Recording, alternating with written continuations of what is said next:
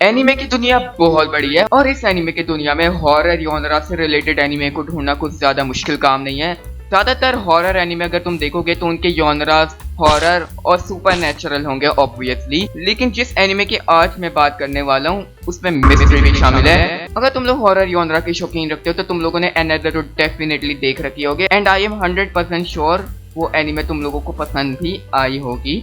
और ये एनिमे तकरीबन समझ लो वैसे ही है। अनदर में भी ऐसा ही हुआ था कि सस्पेंस को बहुत ज्यादा खींचा गया था और इस एनिमे में भी सस्पेंस को बहुत ज्यादा खींचा गया है। और इस एनिमे की जो चीज मुझे सबसे ज्यादा पसंद है कि इस एनिमे में लिटरली तुम्हें हर तरह का इमोशन देखने को मिलता है, फिर चाहे वो कॉमेडी हो, फिर चाहे वो इमोशनल सीन्स हो, फिर चाहे वो कुछ अच्छे सीन्स हो यानी हैप्पी वाले सीन्स हो।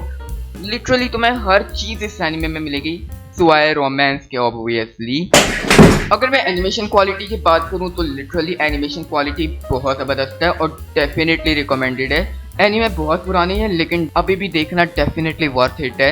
इस एनिमे की सबसे अच्छी चीज़ मुझे लगी थी वो है स्टोरी और प्लॉट। लिटरली इस एनिमे की जो साइड कैरेक्टर्स की स्टोरी दिखाई गई है बहुत इमोशनल है लेकिन बहुत ज़बरदस्त है।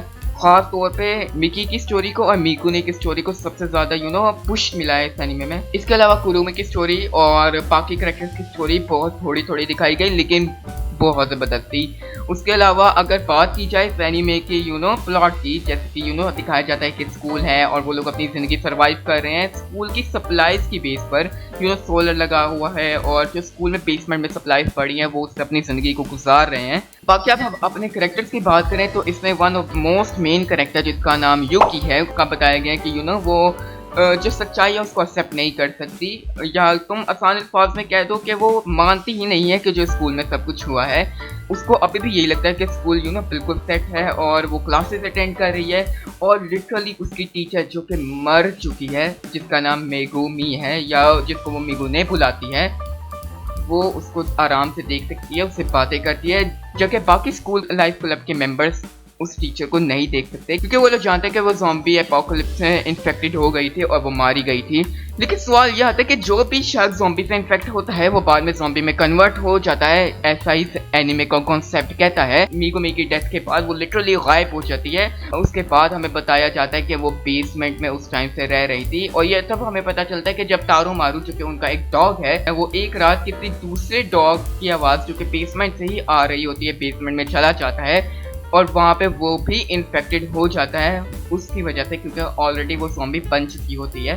खैर इससे पहले हमें ये तो बताया नहीं जाता एनिमे में कि मिगुने की डेथ हो चुकी है, हमें बस ये दिखाया जाता होता है कि वो एक स्कूल लाइफ क्लब की मेंबर है। और हमें ये बात तब पता चलती है कि जब स्टोरी में one of the most main character जिसका नाम मिकी है उसकी स्टोरी दिखाई जाती है कि आखिर वो एक स्कूल लाइफ क्लब की मेंबर कैसे बनी और उसने उस ज़ॉम्बी एपोकलिप्स को कैसे सरवाइव किया। और जब युकी मिकी को स्कूल का टूर दे रही होती है तब वो ये सवाल पूछती है हु इज मिकुने। लिटरली ये पार्ट इतना जबरदस्त था ना कि कमाल का पार्ट। さっきから何を言ってるかわからないんですけど。一つ聞いてもいいでしょうか。メグ姉って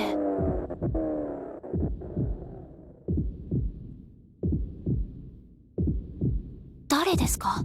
लिटरली ये सीन बहुत ज़्यादा ज़बरदस्त था। उसके अलावा फिर हमें आगे फिर स्टोरी बताई जाती है कि आखिर मिगुने की डेथ कैसे हुई थी, लेकिन साथ ही साथ हमें ये भी बताया जाता है कि युकी आखिर कैसे इन सब चीज़ों को एक्सेप्ट कर ही नहीं पा रही। उसे थोड़ा बहुत शक तब होता है जब युकी को ये बात पता चलती है कि जब वो लोग मिकी को उस मॉल से बचाकर आए थे तब कार में सिर्फ 4 लोग बैठे हुए थे, 5 लोग नहीं थे। 私とリーさんとくるみちゃんとみーくんとメグ姉で4人。あれ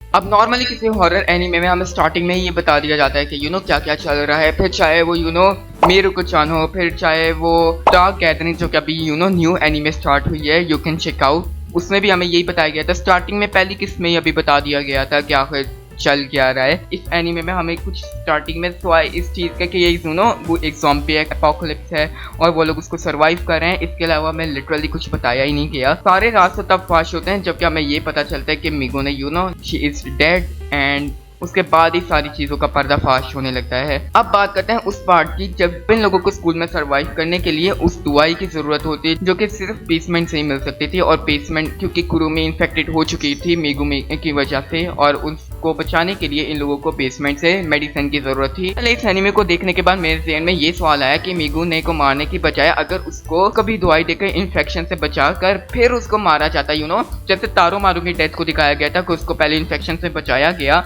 और उसके बाद फिर दिखाया गया उसकी डेथ दिखाई गई। तो आई थिंक अगर मेगुमी के बारे में भी यही कर दिया जाता तो ज्यादा इमोशनल बन सकता था ये, क्योंकि अगर बात की जाए कि जब मेगुमी की डेथ को वो ज़ॉम्बी वाली मेगुमी की डेथ दिखाई गई तो आई थिंक वो कोई इतना इमोशनल फील नहीं दिया गया उसमें। युकी भी एक्सेप्ट कर लेती है कि Megumi is dead, she is no मोर।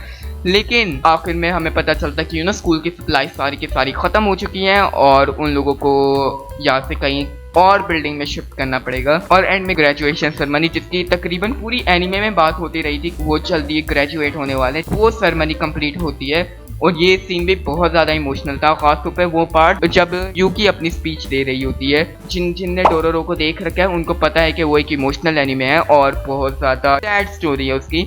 मैं डोरोरो में भी इतना इमोशनल नहीं हुआ था जितना मैं इस एनीमे में इमोशनल हुआ था। आई मीन हर बंदे का अपना टेस्ट होता है, हो सकता है शायद मैं कुछ ज्यादा ही ले गया हूँ, मे भी कुछ लोगों को ये बिल्कुल भी इमोशनल ना लगाओ, लेकिन मेरे नजदीक जिस तरह इस एनीमे की स्टोरी को डिजाइन किया गया था लिटरली बहुत जबरदस्ती है एनीमे। स्कूल लिव की स्टोरी जिस तरह इसका बैकग्राउंड दिखाया गया और प्लॉट पर फोकस किया गया, ये बहुत ज्यादा यूनिक था और इस तरह की यूनिक स्टोरीज वाली एनिमे मुझे बहुत ज़्यादा पसंद है। खैर आज के लिए इतना ही। अगर तुम्हें ये एनिमे देखनी हो तो तुम डेफिनेटली चेकआउट कर सकते हो। वेल मैंने तुम लोगों को बहुत ज़्यादा स्पॉयलर्स इस वीडियो में दे दिए होंगे। आज के लिए इतना ही।